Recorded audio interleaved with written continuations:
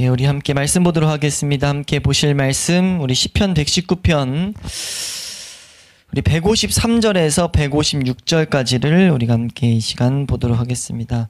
시편 119편 153절에서 우리 156절 말씀입니다. 우리 함께 한 목소리로 합독하도록 하겠습니다. 함께 읽습니다. 시작. 나의 고난을 보시고 나를 건지소서. 내가 주의 율법을 잊지 아니함이니이다. 주께서 나를 변호하시고 나를 구하사 주의 말씀대로 나를 살리소서. 구원이 악인들에게서 멀어짐은 그들이 주의 율례들을 구하지 아니함이니이다. 여호와여, 주의 긍휼이 많으오니 주의 규례들에 따라 나를 살리소서. 아멘. 예, 우리 이제 119편의 20번째 단락까지 왔습니다. 이제 이번 단락 그리고 세 단락을 하면 이제 119편이 맞춰지는데 이 20번째 단락을 우리가 이번 주와 다음 주 이렇게 살펴보도록 하겠습니다. 이 20번째 단락 이것은 20번째 알파벳인 레쉬라는 알파벳으로 시작하는 문장들, 그러니까 레쉬라는 그 알파벳이 모든 구절의 첫 단어의 첫 글자 라는 것을 이제 우리는 생각하게 됩니다. 왜냐하면 이게 알파벳이기 때문이죠. 분명히 그런 의도가 이 안에 있을진데, 왜냐하면 히브리어에는 알파벳에도 의미가 있기 때문임을 우리가 계속해서 생각해 보고 있어요. 그래서 이 20번째 알파벳의 레쉬라는 단어 자체의 뜻은 머리, 그러니까 머리라는 뜻이 있고 시작 혹은 근원 이런 뜻을 갖고 있습니다. 그래서 보편적으로 이런 의미로 가장 이 단어가 상징적으로 많이 쓰이는데, 이 단락에서 다윗이 분명히 자신의 삶의 근원이 하나님의 말씀에 있었다. 자신의 생명의 근원이 말씀에 있었다라는 것을 이 단락에서 우리에게 계속해서 보이고 있어요. 그러니까 자신의 삶의 근원, 하나님의 백성으로서의 생명의 근원이 하나님의 말씀에 있다라는 것을 분명히 안 다윗이 어떻게 살아갔는지, 어떻게 기도했는지를 이 단락이 우리에게 보여주는데, 이것은 우리에게 더욱더 본이 될 줄로 믿습니다. 왜냐하면 신약 성경에서 머리라고 했을 때 바로 떠올리는 것은 우리의 머리 대신 예수 그리스도거든요. 그리고 예수 그리스도가 분명히 우리의 모든 생명의 근원이고 모든 지혜, 모든 능력, 우리 어떻게 보면 그리스도인의 삶의 모든 것의 근원이 된다라는 것이 그리스도가 머리 되시고 우리가 몸 된다라는 그 개념의 핵심이잖아요. 그렇기 때문에 예수 그리스도가 머리 되시면 우린 바로 떠올리게 되는데, 마치 그 예수 그리스도가 머리로서 머리인 것을 아는 자들이 어떻게 살아가야 되는가를 보여주고 있는 것과 같다는 거죠. 하나님의 분명히 섭리 가운데 다윗의 삶을 통해서 그러한 모습을 우리가 배우게 하신 줄로 믿습니다. 그래서 우리가 말씀을 하나씩 살펴보시면 우리 153절 말씀부터 우리 한번 보도록 하겠습니다. 153절 말씀입니다. 함께 읽습니다. 시작. 나의 고난을 보시고 나를 건지소서. 내가 주의 율법을 잊지 아니함이니이다. 예, 우리가 지금 이 대목에서 다윗이 이 앞에 고난에 대해서 정말 많이 말하는데, 고난이라는 단어를 되게 가지각색으로 써요. 근데 지금 여기서 고난은 되게 되게 어떻게 보면 궁핍에서 긴된 고난이다고 보통 설명을 하거든요. 그러니까 이 고난을 보고 이제 믿음의 선배는 이 대목에서 하나님의 자녀가 반드시 하나님께 부르짖어야만 하는 이유를 우리는 생각해 봐야 된다. 하나님의 자녀들, 하나님 백성들은 반드시 하나님 앞에 계속 부르짖어야 되죠. 왜냐면요, 고난이 있기 때문이에요. 근데 그 고난은 어떻게 보면 우리의 이 심령의 궁핍, 우리 육체의 부족에서 발생된 고난이라는 것을 우리는 분명히 알아야 된다는 겁니다. 그러니까 그리스도인들은, 참된 그리스도인들은, 참된 성도는 이 세상에서 반드시 뭐 하게 되죠? 환난을 받게 돼요. 우리 요한복음 말씀에 말하는 것처럼 우리가 이 세상에서 핍박을 받을 거다, 환난을 당할 거다라고 가르치셨죠. 그리고 디모데후서 3장에서도 무릇 그리스도 안에서 경건하게 살고자 하는 모든 자는, 우리가 만약 그리스도 안에서 경건하게 살고자 한다, 그 표지가 뭐냐? 우리가 이 세상에서 환난을 당한다라는 것을 아예 정의 내리고 있어요. 그리스도인은 이 세상에서 환난을 당합니다. 그럼 그 환난의 그 내용은 뭡니까? 라고 했을 때 필연적으로 나오는 우리의 있는 내면적인 육체적인 본능과 하나님의 법에 있는 충돌이죠. 그 로마서에서도 신약에서 특히 많이 강조하죠. 우리는 이 세상 살아가는 동안은 내 안에 두 가지 법이 계속 싸우는 거예요. 그로부터 있는 환난이 있을 수밖에 없습니다. 그 환난이 없다는 것은 우리가 둘 중에 하나죠. 올바로 잘못 가고 있던가, 아니 무관심하던가. 그러니까 안 가고 있던가, 잘못 가고 있던가. 내가 그러니까 하나님 안에서 참된 신자라고 하는데 그냥 아무런 환란이 없다. 환란이 크게 두 종류예요. 내 안에서 일어나는 환란과 외부에서 일어나는 환란. 그러니까 하나님의 사람으로 살고자 하는데 그걸 계속 방해하는 수많은 유혹들이 있고 공격이 있는 것을 통해서 받는 환란들. 이 두 가지가 항상 생각나기 마련입니다. 그렇기 때문에 하나님의 백성은 뭐 할 수밖에 없어요? 항상 하나님의 도우심을 구할 수밖에 없어요. 다윗은 그렇게 살아갔다는 거죠. 다윗의 삶 가운데 나의 지금 고난을 보옵소서라고 말하는 거거든요. 이 153절에 이 보시고라는 단어가요. 조사하다, 깊이 바라보다, 주목하다 이런 단어예요. 나에게 있는 고난을 하나님 주목해서 바라봐 주세요 라고 말하고 있습니다. 그렇게 말하는 내용에는 어떤 잘못 때문에 인한 고난이 아니라 하나님의 사람으로 살아가면서 오는 고난들이에요. 그렇기 때문에 다윗은 확실하게 선언할 수 있죠. 뭐라고 선언합니까? 나를 건져 주시옵소서 라고 지금 선언하고 있다는 거예요. 그래서 우리가 이거는 반드시 우리가 하나님의 백성으로 살아갈 때 배와 아들 본이다. 우리는 하나님 앞에 매일의 은혜, 일용할 양식을 구해야 됩니다. 일용할 은혜를 구해야 돼요. 매일매일 생명이 공급돼야만이 하나님 백성으로 살아갈 수가 있습니다.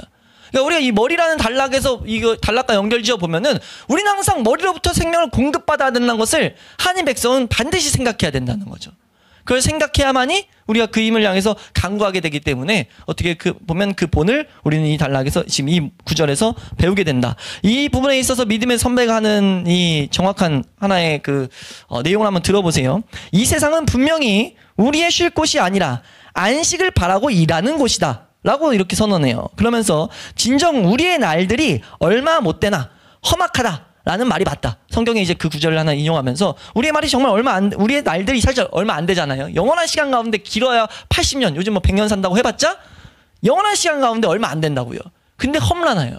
하나님 백성의 길들이 험난하다라는 말이 맞습니다. 그러니 우리 구주께서 우리를 불쌍히 여기시고 전능하신 팔로 돕지 않으시면 우리가 이 세상에서 믿음을 지켜나가는 것이 어떻게 가능하겠습니까? 만일 이런 주님의 불쌍히 여기심이 없다면 우리는 슬픔에 압도당하기 십상입니다. 아니 슬픔으로 상하여 마음이 거의 깨질 지경입니다 라고 이제 가르쳐요. 이걸 이 다윗의 고백을 보면서 이 내용을 한 번씩 다시 상기시킨다고요. 이게 그러니까 어떻게 보면 우리 말씀 자주 읽죠. 이 고난이 있을 때마다 우리 고린도전서에서 말하는 것처럼 동일한 고난을 당한다. 이 원리가 분명히 있다는 거예요. 그렇기 때문에 우리는 이때 기도의 특권이 있다는 것을 감사하면서 반드시 그 은혜를 항상 구하는 자세가 있어야 된다. 그때 우리는 반드시 뭐 하게 됩니까? 예수 그리스도의 은혜에 감사하게 되죠. 왜요? 예수님은 우리의 연약을 동정하지 못하실 이가 아니거든요. 그러니까 우리를 동정하시는 그분을 바라보면서 대제사장이신 우리 그 메시지를 가르치는 히브리서의 수많은 약속들이 있잖아요. 그 중에서도 특히 4장에 보면은 우리 연약을 동정하시기 때문에 우리가 그분을 믿는 도리로서 붙들고 뭐 하는 거예요? 때를 따라 돕는 은혜를 주시는 하나님 앞에 계속 나아가는 거예요. 네, 그래서 우리가 그런 하나님께서 예수 그리스도를 보내셨고 예수 그리스도가 우리를 도우신다는 그것을 우리가 반드시 힘입어서 살아가야 된다. 예수 그리스도의 도우심, 한번 따라할까요? 예수 그리스도의 도우심을 힘입어 살아가야 된다. 그러니까 이것이 성도의 생명의 근원 되시는, 생명의 근원이 이 머리 되시는 예수 그리스도를 바라보며 살아가는, 다르게 말하면은 생명의 근원이 머리 되시는 예수님께 있다는 그 원리를 아는 자들의 삶이죠. 우리의 생명의 근원은 머리 대신 예수님께 있다라는 걸 아는 자들은 반드시 뭐 하겠습니까? 날마다 그 돕는 은혜를 구하는 것을 당연히 여기게 되겠죠. 이상히 여기지 않게 되고 그걸 우리는 반드시 배워야 된다. 근데 이 원리와 상관없이 사는 그리스도인들이 너무 많다. 그건 자칭 그리스도인이라는 것을 우리는 분명히 생각해 봐야 됩니다. 이런 구절이 있을 때마다 항상 다시 자기 점검을 시켜요. 우리가 이 세상에 수많은 자칭 그리스도인들이 많기 때문에 자칭 그리스도인들은 그냥 살아갈 수가 있습니다. 도우심은 없어도 돼요. 예수 그리스도의 도우심을 깊이 안 바라봐도 됩니다. 왜요? 올바로 나아가지 않기 때문에. 하나님의 명령들과 우리가 계속 위에서 배웠던, 뒤에서도 보겠지만 이 계명들을 기준이 안 여기기 때문에 뭐 하게 됩니까? 예수님과 상관없어도 돼요. 계명이 날카롭게 서지 않으면요, 우리 아까 말했던 외부에서 공격이 없을 때 우리가 평안해버리는 그 어떻게 보면 나태의 모습으로 빠져버리는 그런 모습으로 나아갈 수밖에 없습니다. 하나님은 근데 우리를 결코 그렇게 두시지 않아요. 부지런히 계속 달을막질하게 하시죠. 그 일을 이루는 게 뭡니까? 계명이에요. 계명이 우리 가운데 세워질수록 계속해서 싸움을 일으킨다고요. 근데 안 돼서 괴로우니까 그 가운데도 예수님을 구하게 되겠죠. 예수님만으로 살아가는, 우리 바울이 갈라디아서 2장 20절 말한 것처럼 내가 육체 가운데 사는 것은 나를 사랑하사 나를 위하여 자기 자신을 버리신 하나님의 아들을 믿는 믿음 안에서 살아간다고요. 이 표현이 우리가 주목해서 바라봐야 돼요. 그냥 한순간에 그냥 내 가고 방향 지침이 아니라 실제입니다. 내가 육체 가운데 살아가는 것은 항상 그 믿음 가운데 살아가야 돼 라는 그 태도를 가지고 살아갔다고요. 왜요? 이러한 모습이 계속해서 발생되기 때문에. 그러니까 우리가 지금 이 원리와 상관없이 머리 대신 예수 그리스도께 은혜를 받는 이 공급의 원리와 상관없이 살아가는 그리스도인은 자칭 그리스도인이다라는 것을 우리는 분명히 알아야 된다. 그걸 다른 말로 마태복음 7장에는 불법을 행하는 자들이라고 하죠. 예수님께서 그 불법을 행하는 자들 마태복음 7장에 좁은 문에 대해서 말씀하실 때 뭐라고 말합니까? 마지막 그 결론이 이제 나와가지고 일을 가는 자들이 있을 때 예수님 오셔가지고 예수님 왜 나 문 안 열어줘요? 막 예수님 위해서 선지자 노릇하고 병도 고치고 내가 별의별 거 다 했는데요. 내 인생을 다 바쳤는데요. 라고 말했을 때 예수님 뭐라고 합니까? 예수님 말하는 표현이 이거예요. 내가 너를 도무지 알지 못한다. 이게 왜 무슨 말입니까? 예수님이 자신을 계시하실 때 나는 대제사장으로서 너희를 돕는 자로 있었는데 우린 이 세상에서 돕는 자인 예수님이 필요 없어요? 예수님이 그 삶 그대로 마지막 그 심판대 앞에서 평가하신다는 거죠. 너 나 모르잖아. 나도 너 모르는데? 너 나 청한 적 없잖아. 한 번씩 이 세상에 필요 때만 청했잖아. 삶의 원리를 내가 머리로 안 살았잖아. 라는 말씀을 하신다는 거예요. 그러면서 뭐라고 합니까? 불법을 행했다 너는. 너는 내 이름 가지고 잘못된 방식으로 나왔다. 라는 것들을 분명히 예수님께서 말씀하셨다는 거죠. 그래서 우리가 나를 건지소서라고 했을 때 우리는 마땅히 이렇게 기도해야 된다라는 것을 잘 새겨놔야 된다. 그래서 우리 주님께서는 우리를 동정하실 뿐만 아니라 건지시는 능력을 계속 베푸시는 분이다라는 것을 우리는 배워야 된다는 거죠. 계속해서 일용할 양식을 공급하신다는 거. 근데 이제 이 말을 하면서 이 간구의 이유를 이 53절에서 이어서 말해요. 뭐라고 말하냐면 사실 이 중간에 왜냐하면이라고도 번역되는 이제 전치사 하나가 쓰이는데 이거는 우리 번역의 53절에 마지막에 아니함이니이다 라고 번역이 됐어요. 그러니까 이 뭐뭐의 이유가 되는 것을 설명하게 한글에서는 좀 애매하게 그 의미가 포함됐죠. 그래서 이 단어가 이제 뭐뭐이므로 뭐뭐이니까 라는 접속사로 쓰이는데 그런 형식으로 쓰였어요. 그러니까 지금 이 구절은 내가 날 건지소서 라고 하면서 내가 지금 이런 모습이 있으니까 그 근거를 대고 있다고요. 지금 그러면서 말하는 내용이 뭐냐면은 간구할 수 있는 이유가 무엇이었냐? 라고 했을 때 나는 하나님의 언약을 기억하고 있습니다. 라고 지금 말하고 있습니다. 나는 주님의 율법을 잊지 않았습니다. 주님의 율법이라는 단어는 토라거든요. 주님의 토라를 잊지 않았습니다. 그러니까 이것이 그리스도인의 하나님의 백성의 중요한 자세라는 거죠. 우리 좀 전에 설명드렸던 것처럼 율법을 잊지 않는 게 하나님 약속한 원리예요. 하나님께서 은혜 주시겠다는 원리라고요. 그리고 신약에 우리에게 밝혀진 것은 이 율법이 끊임없이 우리로 하여금 예수 그리스도의 필요를 가르치기 때문에 이 가르침은 너무나 탁월한 생명의 근원이신 예수 그리스도께를 우리 인도하는 그 개념이죠. 그 개념을 다윗이 말하고 있다고요. 난 주님의 율법 잊지 않았으니까 하나님 말씀하신 대로 약속한 대로 나 건져주세요. 건짐에 대한 타당한 이유를 대고 있는 거예요. 왜 이렇게 말할 수 있습니까? 하나님이 그렇게 약속하셨기 때문에. 그리스도인은 이렇게 살아가야 되는 것이 지금 우리의 자세라는 것을 우리는 이 가운데 기억해야 될 줄로 믿습니다. 그래서 우리가 그렇게 살아갈 때 우리는 반드시 환난 가운데 우리를 건지시는 은혜들을 경험하게 된다. 이 부분에 있어서 믿음의 선배들이 수도 없이 막 여러 말을 하는 것 중에 핵심이 뭐냐면요. 우리 이렇게 살아가게 되면 환난이 우리 가운데 하나님의 위로를 경험하는 통로인 걸 알게 된다. 환난 가운데 우리는 기대하게 된다. 그리스도인의 정말 아이러니한 자세. 환난이 와도 고통이 와도 더 기뻐하는 거예요. 환난이 왔을 때 분명히 그거 환난이 안 힘든 게 아니에요. 힘든데 그 가운데 엄청난 희망과 기대가 품어집니다. 왜요? 환난 가운데 맛을 봤기 때문에. 주님이 날 건지시는 맛을 봤기 때문에. 이것이 그리스도인들의 자세가 돼야 된다는 거죠. 그것을 우리가 분명히 바라봐서 우리가 우리의 머리 되심을 삶 가운데 더욱더 경험할 수 있기를 소망합니다. 54절 말씀 넘어가시면 54절 말씀입니다. 함께 읽습니다. 시작. 주께서 나를 변호하시고 나를 구하사 주의 말씀대로 나를 살리소서. 아멘. 여기서 이제 두 가지 내용이 또 나오죠. 근데 이제 주께서 나를 변호해 주세요 라고 말하고 있습니다. 주께서 나를 변호하시고에는 사실 원어의 번역이 이제 변호라는 단어 안에 포함돼 버린 표현이 있는데 원래 이 표현을 원어대로 직역하면요. 나의 원한이란 단어는 다툼, 논쟁, 분쟁, 소송 이런 단어예요. 나의 원한을 당신이 싸워주세요 라는 두 가지 문장입니다. 나의 원한을 당신이 싸워주세요. 그러니까 이 두 가지가 보통 나올 때 변호하다. 하나님께 그것이 대상이 됐을 때 하나님이 변호자로서 등장하는 기도해서 지금 여기서는 의역해버려가지고 주님이 날 변호해주세요 라고만 되어 있지만 사실 정확한 뜻은 나의 삶 가운데 논쟁과 소송과 이런 분쟁이 계속 있다. 다툼이 있다. 라는 것을 말하고 있어요. 그 다툼 가운데 하나님이 나의 대신 싸워주는 싸워주는 자가 되달라라는 지금 강구를 하고 있는 거예요. 그러니까 주님 나의 싸움 가운데 당신이 싸워주세요 라고 지금 말하고 있다는 겁니다. 예, 지금 그렇게 말할 수 있는 이유는 계속 말하지만 나를 구하사, 이 나를 구하사라는 표현 자체가 좀 이제 독특한 표현이 있었다고 이제 이 원어를 해석하는 자들이 말하면서 이거는 이제 구약에 계속해서 말할 때 대체로 이제 나를 구하소서라는 자체가 구속사의 직무를 염두에 두고 쓰인 단어다 라고 이 단어를 해석해요. 그러니까 구속자, 우리 어떤 구속자. 그래서 기업 물을 자 이런 표현이 이제 구약의 제도에 많이 나오잖아요. 그 의무가 있는 것, 어떤 의무가 포함되어 있는 행해야 될 의무. 그러니까 여기서는 구속해줄 의무가 포함되어 있을 때 지금 그 표현하는 단어, 용어가 쓰고 있다는 거예요. 그래서 지금 여기서 다윗이 말한 건 그럼 뭡니까? 그 용어를 그대로 해석하면 다윗은 바라보고 있는 거예요. 날 구속할 의무가 있는, 우리를 구속하실, 우리에게 대속을 약속한 그 예수 그리스도, 우리 신약의 시선으로 바라보면 예수 그리스도를 바라보면서 그분이 뭐 하기 위해 오셨기 때문에 그분은 우리의 죄를 사하기 위해서, 우리의 죄를 대속하기 위해서 오셨기 때문에 그 약속을 붙들고 지금 그 붙듦 안에서 선언하는 거예요. 나에 있는 싸움들 주님이 대신 싸워달라고.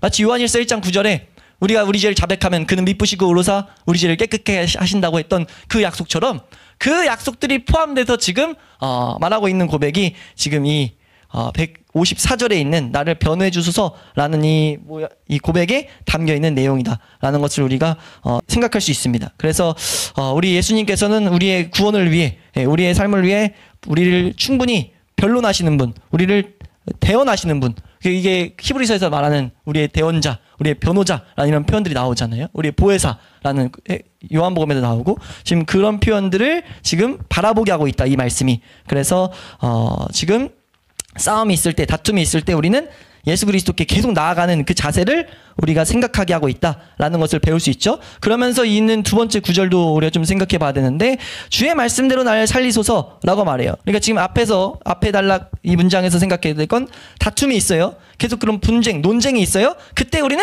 예수 그리스도 앞에 싸워달라고 말하면서 건져달라고 강구해야 되는 자세가 그런 특권이 우리에게 있는 거예요. 그러면서 근데 거기서 끝나는 것이 아니라 참된 성도는, 참된 우리 하나님 백성은 뭘 구해야 되냐? 단지 그런 논쟁 힘듦에서 건져지는 것뿐만 아니라 향하여 나아갈 곳을 우리는 반드시 알아야 된다는 것을 이 고백을 통해 배워야 돼요. 그러니까 우리가 계속해서 여기 살리소서라는 표현이 생명이 유지시키다라는 그 하얀 표현이 계속 또 쓰고 있는데 위에서도 한 번씩 언급드렸죠. 나로 하여금 생명이 계속 유지시켜 주시옵소서, 혹은 소성케 하여 주시옵소서, 다시금 그 생명이 풍성하게 해달라라는 그런 단어예요. 그러니까 내가 생명을 풍성하게 얻는 것, 그러니까 우리가 이 세상에서 하나님 백성으로 생명을 풍성하게, 하나님의 백성의 생명력을 가지고 살아갈 수 있는 그 원동력을 여기서 배워야 되죠. 그 표현을 뭐라고 하고 있습니까? 나를 구해주시고 지금 나로 하여금 주님의 말씀을 향해서 나아가게 해주세요 라고 말하고 있어요. 그래, 여기서 지금 제가 이 말씀을 연구하면서 이제 말씀을 준비하면서 이 말씀대로가 또 나와서 그냥 지나가려고 이제 하다가 말씀대로라는 표현을 했었잖아요. 약속의 근거에서 구할 때 이 표현을 계속 썼다고. 그래서 이 단어 자체가 이무라라는 단어, 말씀 자체도 거의 신약에서 대부분 쓰인 30몇 번밖에 안 쓰이는데 그 중에 과반 이상이 신약에서만 쓰이는 건데 말, 발언, 그러니까 하나님의 모든 말과 발언들 그것들이 포함시키는 특수한 단어인데 그런 단어를 쓰면서 그 말씀의 근거에서 어떤 기도를 계속했다라고 말씀드렸는데 그 시편 119편을 제일 많이 쓰여요. 이 이무라는 표현이 계속 쓰이는데 이무라 앞에 보통 이 히브리어에는 전치사가 붙습니다. 전치사가 붙어서 이게 종속 전치사라고 보통 말하는데 이 단어를 어떻게 반드시 해석하게 만드는 이 단어가 크게 세 가지가 있는데 그 중에 나머지 모든 곳에 말씀대로라고 해석하는 뭐뭐처럼 뭐뭐로라는 그 단어로 썼어요. 카프라는 그 단어를 썼는데 여기만 다른 단어가 써 있습니다. 그걸 어떻게 하다 보게 돼가지고 감사하죠. 말씀을 오늘 보다가 제가 원래 그렇게까지는 못 보는데 말씀 준비하다가 보게 돼서 여기는 왜 이게 이 단어가 쓰였지? 라고 해서 찾아봤는데 다 다르게 쓰였습니다. 그러니까 번역이 다르게 돼야 정상이에요. 그러니까 여기는 라메드라는 단어가 쓰였습니다. 라메드라는 단어는 어떤 뜻이 있냐면은 그러니까 보통 뭐뭐처럼, 뭐뭐 같이, 뭐뭐에 따라 라는 의미가 쓰여서 말씀대로가 맞는데 여기는 뭐뭐에게, 뭐뭐를 위하여, 뭐뭐에 속한, 뭐뭐를 향하여 라는 뜻이에요. 이 전치사 자체가. 그러니까 아예 다른 단어가 쓰였습니다. 분명히 다른 단어가 쓰였는데 말씀대로라고 하기보단 그 단어 그대로 쓰면 말씀을 향하여 하게 해달라 라고 지금 말하고 있다는 거죠. 이게 말씀대로 살게 해달라는 것이 위에도 나왔었기 때문에 그냥 그런 강구다라고 해서 의역을 해버린 것 같은데, 사실 여기서 지금 다윗이 고백하는 건 말씀을 향하여 나아가게 해주세요. 그래서 내가 소성케 해주세요 라고 지금 말하고 있는 거예요. 지금 뭐가 염두되어 있는 겁니까?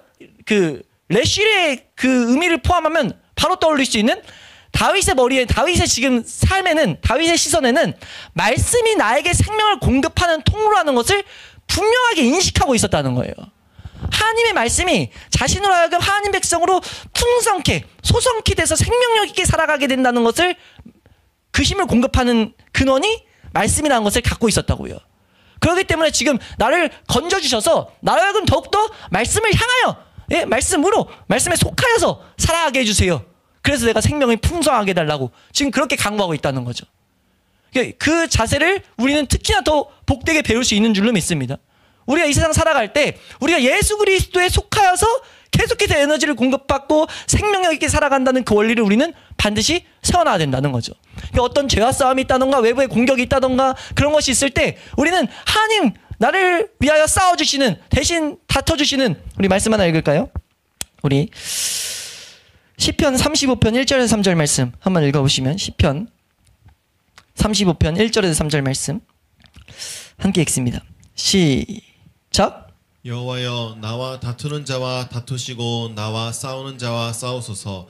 방패와 손 방패를 잡으시고 일어나 나를 도우소서. 창을 빼사 나를 쫓는 자의 길을 막으시고 또 내 영혼에게 나는 내 구원이라 이르소서. 네, 하나님 여호와가 어떤 분입니까? 여호와께서는 나와 다투는 자와 다퉈주시는 분이에요. 나와 싸워주시는 자와 싸워주시는 자로서 하나님께서 우리를 보이신다고요. 여호와 하나님은요, 언약대로 살아가는 자들에게, 하나님의 백성들에게 하나님 말씀하신 대로 행하시는 분이라고요. 우린 그래서 그런 환난 가운데 기도해야 됩니다. 근데 거기서 그치면 안 된다는 거죠. 우리는 뭘 알아야 됩니까? 우리의 육신의 부패를 알아야 돼요. 우리 육신의 끊임없는 게으름을 알아야 됩니다. 우리 육신의 끊임없는 이 문제를 알아가지고 그걸 정확히 안다면 우리는 뭐 할 수밖에 없습니까? 생명의 공급이 계속해서 풍성히 일어나기를 구하는 건 당연한 수순 아니겠어요?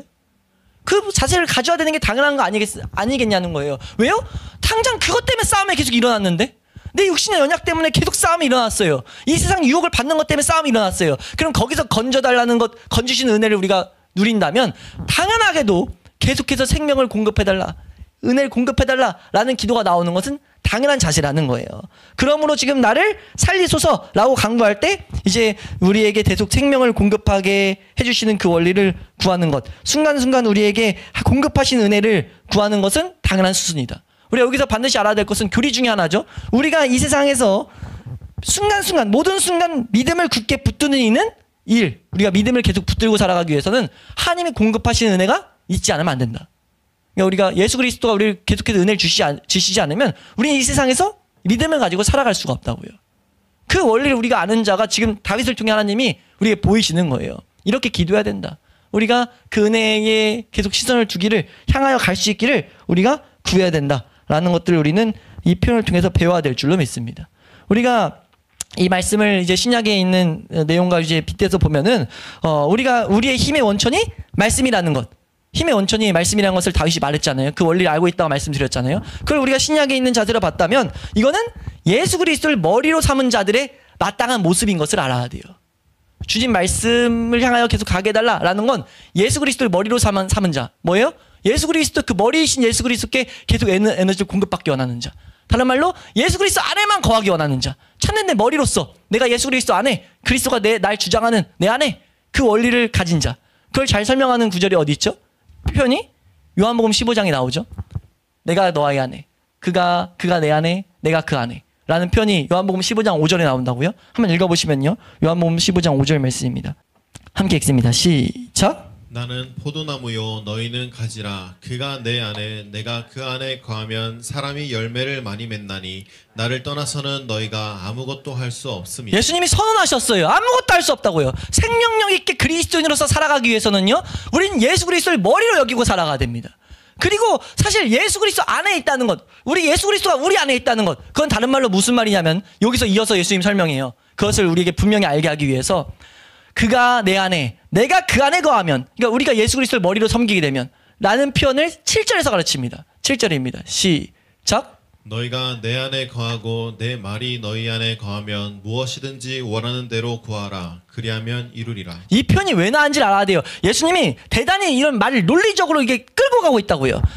그가 내 안에, 내가 그 안에라는 원리를 딱 먼저 명제를 걸었어요. 건 다음에 뒤를 하나 딱 바꿔버리죠. 지금 말하죠. 너희가 내 안에 거했어. 그리고 이제 나와야 될 건 내가 네 안에 거할 거야 라는 거. 그거 되려면 그 위에 설명했잖아요. 근데 여기 7절에서는 그 똑같은 표현을 뭐라고 말합니까? 내 말이 너희 안에 거하면. 그러니까 내 말이 너희 안에 있으면 그건 다른 표현으로 뭐예요? 그리스도가 내 안에 있는 거예요. 그리스도를 머리로 삼은 자들은요, 그리스도의 말씀을 내 안에 두는 자들이에요. 근데 여기서 또 오류가 생길 수 있죠. 예수 그리스도의 말, 그러니까 예수 그리스도의 말이라고 하면 위로의 말도 있고 평안의 말도 있고 여러 가지 나에게 용기를 주는 여러 가지 말이 있을 수 있어요. 근데 그거 아니에요. 정확히 예수님이 여기서 지칭하는 말은요, 예수님의 계명입니다. 그걸 이제 9절 말씀에 말하죠. 9절 말씀 보시면요. 9절. 10절입니다. 10절. 시작. 내가 아버지의 계명을 지켜 그의 사랑 안에 거하는 것 같이 너희도 내 계명을 지키면 내 사랑 안에 거하리라. 지금 여기서 이제 그 표현을 또 바꿔가지고 이제 사랑 안에 거해야 된다는 걸로 나오는데 그 사랑을 계명과 연결시켜요. 특별히 이 15장은 이게 나중에 요한복음 볼 때 말씀드리겠지만 13장에 세 계명부터 이 마지막 유언설교는 계속 이어지거든요. 세 계명에 대한 내용이 계속 강조돼요. 그러니까 예수님께서 내 말이라고 했을 때는 예수님이 다시 세 계명으로 주신 계명이에요. 그 계명을 마음 가운데 새겨놓으면 그거면 뭐 하는 거예요? 예수님이 우리 안에 계신다는 거예요. 그럼 다른 말로 예수 그리스도를 머리로 삼는 지금 다윗이 말했던 이 고백 가운데는 우리는 여기까지 바라볼 수 있다는 거죠. 우리가 예수 그리스도를 머리로 삼았다라고 했을 때는 우리로 하여금 당연히 말씀을 향하여, 특별히 예수님이 세우신 이런 계명들을 향하여 나아가게 해달라는 강구가 나와야 된다는 거예요. 이게 우리가 예수 그리스도를 머리로 삼은 자들이 살아가는 중요한 자세라는 것을, 중요한 원리라는 것을 우리가 잘 배울 수 있기를 축원합니다. 그래서 우리는 그 말씀 속에서 살아있는 이 원리뿐만 아니라 이것이 생동적으로 작용할 수 있는 은혜를 받아야 된다라는 것을 이 부분에서 이제 믿음의 선배들이 가르치는데, 이 표현은 뭐냐면요, 이 원리 이제 알았으면 이제 그걸 이 원리가 생동적으로 작용하는 은혜, 이거 뭡니까? 성령의 역사를 구하라는 거예요. 이 원리 알았으면 이거 작용하는 건 성령밖에 없다. 성령님이 이것을 말씀을 가르치시고 생각나게 하시잖아요. 그러니까 성령님 앞에 기도해야 된다. 이 원리를 우리 가운데 새겨달라고, 이 원리대로 살게 해달라고 우리는 성령님 앞에서 간구해야 되는 간구하는 모습이 우리 가운데 있어야 될 줄로 믿습니다. 우리 155절입니다. 155절 함께 읽습니다. 시작. 구원이 악인들에게서 멀어짐은 그들이 주의 율례들을 구하지 아니함이니이다. 네, 여기서 지금 믿음의 사람과 믿지 않는 악인들 사이에 큰 간격이 있다는 것을 지금 다윗의 고백을 통해 보여주죠. 엄청난 큰 간격이 있어요. 뭐예요? 악인에게는요, 구원이 멀리 있어요. 그러니까 악인의 비참함을 여기서 말하고 있죠. 악인은 정말 공고한 삶인 것을 여기서 다윗이 말하고 있다는 거예요. 악인들은요, 자신의 고난 가운데 자신을 생각해 줄 사람도 없고 자기들을 구원해 줄 자도, 자기들의 소송을 대변할 자도 없다라는 걸 우리 알아야 된다는 거예요. 악인들은 그런 자들이에요. 악인들은 하나님의 구원에서 멀리 있다라는 것을 말하고 있습니다. 그러면서 지금 다윗의 이 고백 가운데 우리가 중요하게 알아야 될, 악인들이 그럼 누가 악인이냐 라는 조건을 말하고 있다는 거죠. 그 모습을 우리에게 새기도록 보이고 있어요. 그 악인들은 누가 악인입니까? 라고 했을 때 주님의 율례들을 구하지 않는 자, 주님의 율례들을 무시하는 자, 그 사람들을 악인이라 말한다는 것을 우리는 분명히 알아야 된다는 거예요.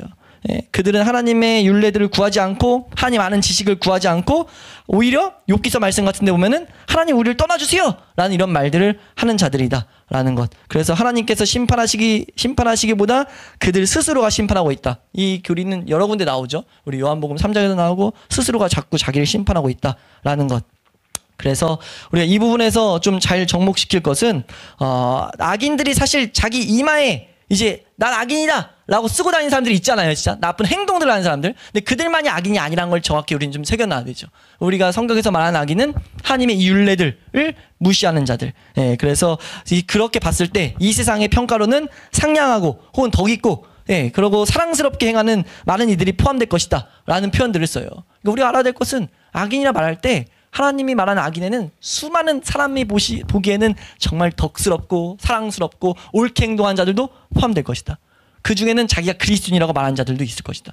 정말 보기에 그리스도인답게 보여도 그 중심에 하나님의 율례, 하나님의 계명에 대해 무지한다는 건 상관없이 산다는 거죠. 상관없이 산다면요, 하나님이 평가하시기엔 악인이에요.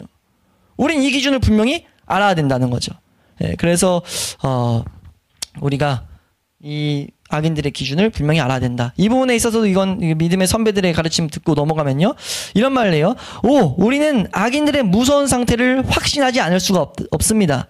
그들의 죽을 것 같은 상태, 파멸의 벼랑인 줄 모르고 여유를 부리며 사망의 잠을 자고 있는 모습이라니 우리는 그들의 모습을 보고 정신을 차리게 됩니다. 그러나 악인들이 스스로를 평가하는 어리석음 속에 갇혀 있거나 그들 주위에 다른 많은 이들과 자신을 비교하면서 흐뭇해하는 꼴이라니요. 지금 이 표현이 뭐냐면 악인들은 구속받지 못하는 상태, 비참한 상태라는 걸 먼저 말한 거예요. 그 표현에 대한 설명을 한 거예요. 근데 비극은 뭐냐면 악인들이 했을 때 좀 전에 설명드렸던 덕스럽고 사랑스럽고 그런 모습을 보면서 지금 그 평가 속에 갇혀 있던가. 그리고 그 사람들이 많은 사람과 비교해서 나는 그래도 하나님 사람답게 살고 있지. 많은 헌신을 했고 많은 선교를 했고 수많은 봉사를 했고 이런 것들 통해서 지금 흐뭇해하고 있는 꼴. 이걸 보고 얼마나 지금 이제 한탄하고 있는 거죠. 믿음의 선배가. 그러면서 말합니다. 그들은 하나님께서 자기들을 판단하는 법칙을 잊었습니다. 자기를 마음대로 자신이 그리스도인이라고 생각해버린다는 거죠. 하나님의 판단의 법칙은 세상의 도덕적인 정직의 표준과는 전혀 다른 거룩한 주의 율례들입니다. 그들은 마음을 감찰하시는 하나님도 잃어버렸으니 사람들 앞에서는 그럴듯하게 근사하지만 마음속에는 각종 부패가 가득합니다. 라고 진단해요. 우리가 속지 않아야 된다는 거죠. 우리가 하나님 말씀을 기준으로 살아가야 된다는 것, 특히 율례들 이런 것들이 우리가 얼마나 중요한지를 성경은 우리에게 분명히 가르치고 있다는 거예요. 성경이 하나님의 판단의 근거고요. 하나님의 이 말씀이 마지막 때의 동일한 판단의 근거입니다. 내가 예수를 위해서 산다는 수많은 어떤 행적도요, 어떤 공적도요, 인정받을 수가 없어요. 하나님의 이 말씀의 율례에 어긋나 있다면요. 그 율례를 내 중심에 품고 있지 않다면요.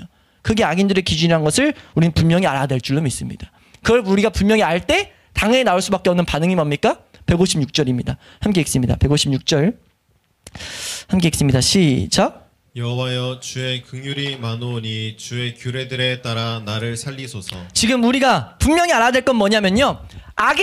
여기 말했던 악인들보다 우리는 결코 더 선하지 않다는 거예요. 우리가 뭐 더 선하다? 아니라는 거죠. 우리 그냥 단지 은혜를 받았을 뿐입니다. 하나님의 은혜로서 예수 그리스도를 따라서 살 수 있는 그 규칙을 발견하게 하시는 은혜를 우리가 알았을 뿐이라는 거죠. 그러니까 악인과 그렇지 않은 건 허물과 죄로 죽었던 우리 살리신 거잖아요. 에베소 편에서 그 상태를 생각하면서 아직도 죽은 상태에 머물러 있는 것을 비교하면 비교할수록 뭐밖에 안 남냐면요. 하나님의 긍휼밖에 안 남다는 거죠. 결국 하나님의 긍휼이 자비하심이 날 살렸다. 자비하심이 나로 하여금 하나님을 알게 했다. 밖에 안 남는 거죠. 나에게 뭐가 있어서가 아니라 하나님의 은혜로서 우리가 이 하나님을 향해 나아가게 됐다는 것을 발견하게 되죠. 그래서 하나님의 역사를 계속해서 그 역사를 가지고 추적하게 되면, 긍휼의 역사를 추적하게 되면 우리는 하나님의 마음과 하나님의 생각들을 우리는 더욱더 만나게 된다. 그러니까 부지런히 우리로 하여금 하나님의 긍휼의 역사들을 추적해라 라는 것들도 이제 한켠에 가르침에 있는데 우리는 마땅히 해야 될 필요가 있습니다. 하나님이 우리를 긍휼히 대하시는 모습들을 찾아갈 필요가 있어요. 구약에 있는 수많은 모습들을 통해서 동일하게 우리를 긍휼히 여기신다는 것을 우린 봐야 될 필요가 있습니다. 근데 그 중에서 가장 큰, 여기서도 그런 표현을 써요. 지금 오늘 156절 말씀에 주의 긍휼이 많으오니, 많다는 단어가 크다라는 단어, 이제 그런 뜻이 있습니다. 크다, 넘치다 이런 단어가 있는데 긍휼의 가장 큰 그 지점이 어디입니까? 라고 했을 때 그런 표현 종종 계속 말씀드리죠. 하나님의 인자, 자비의 이 세상을 향한 가장 큰 그 장소, 하나님의 자비가 가장 크게 드러나는 장소, 그것은 예수 그리스도의 십자가예요. 예수 그리스도를 보내신 예수 그리스도 자체도 되지만 그 중에서 예수 그리스도의 십자가가 된다고요. 예수 그리스도의 십자가가 결국은 우리를 어떻게 하신 거예요? 우리를 긍휼하게, 우리를 긍휼히 여기신 거예요. 이게 생명을 가진 자는 예수 그리스도의 은혜를 힘입어서 우린 살아가는 겁니다. 그의 피를 힘입어 계속해서 하나님 앞에 나아갈 수 있는 은혜가 있는 거예요. 나를 계속 살리소서라고 간구할 수 있습니다. 하나님의 판단의 기준은 어디에 있기 때문에요? 하나님 판단의 기준은 예수 그리스도 안에 있기 때문이에요. 그래서 지금 이 뒤에 있는 주의 규례들을 따라가 단어가 판단입니다. 판단, 주님의 공의예요. 주님의 미시파트라는 단어가 여기서 쓰이고 있는 건데 주님의 그 판단들, 주님의 그 공의에 따라서 날 살리소서라고 했을 때는 그 공의는 어떤 기준을 갖고 작용됩니까? 특히 신약에 밝혀진 우리에게는 예수 그리스도 안에서 예수 그리스도 안에 있는가 아니냐로 나눠진다는 거죠. 그래서 위에서 가르쳤던 예수 그리스도 안에 있는 삶의 중요성이 거기 있다는 거예요.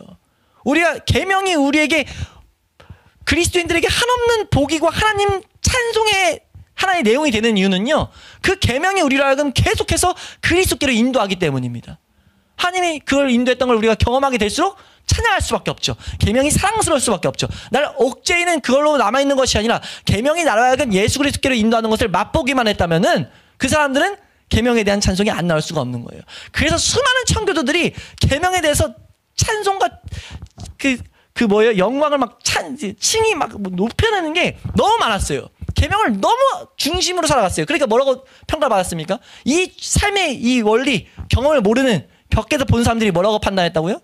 엄격한 율법주의자들, 원칙주의자들. 저 사람들 왜 율법주의자가 뭐야? 이렇게 율법을 하도 율법을 중요하게 다루다 보니까. 근데 확실히 알아야 될 것은요, 청교도들은 절대 구원받지 않은 자에게 율법을 살아내라고 강조하지 않아요. 물론 기준을 둬서 예수 그리스도께 나아가는 원리는 가르치지만, 그래서 뭘 가르쳤습니까? 율법의 1기능, 2기능, 3기능 이런 식으로 나눠서 하나님이 율법을 어떻게 우리에게 가르치셨는지 계속 설명하죠. 그 원리를, 그게 왜 나왔는지를 우리는 이 다윗의 이 고백을 통해서도 배우게 된다는 겁니다. 그래서 우리가 주의 긍휼이 가장 크게 나타난 그것을 우리가 가진 것이 얼마나 큰 은혜인지, 우리가 예수 그리스도께 붙어 있는 것, 예수 그리스도를 머리로 삼는 것이 얼마나 큰 은혜인지를 알아야 돼요. 왜요? 그것만 딱 갖고 있다면 우리는 하나님 앞에 담대히 구할 수 있습니다. 뭘요? 날 소성케 해주세요. 나에게 생명을 계속 공급해 주세요. 왜요? 나를 마치 출애굽 때 하나님께서 계속 말씀하시는 것처럼 인도하신 하나님께서 인도하실 것이다. 약속하신 것처럼 예수 그리스도를 우리에게 계시하신 그 은혜가 날 계속 끌고 갈 것이다. 예수 그리스도의 사랑이 결코 이 세상 그 무엇으로도 끊어지지 않는 충분한 우리를 붙드는 견인의 도구가 견인의 수단이 된다는 것을 우리는 분명히 바라봐야 된다는 거죠. 그래서 우리는 예수 그리스도가 우리의 생명의 근원임을 우리가 분명히 알아야 된다. 그래서 우리가 위에서 봤던 대로 그 말씀을 향해 우리가 있게 됐을 때 확신을 가지고 우린 간구하는 거죠. 주의 판단을 따라 나의 생명을 유지시켜 주시옵소서.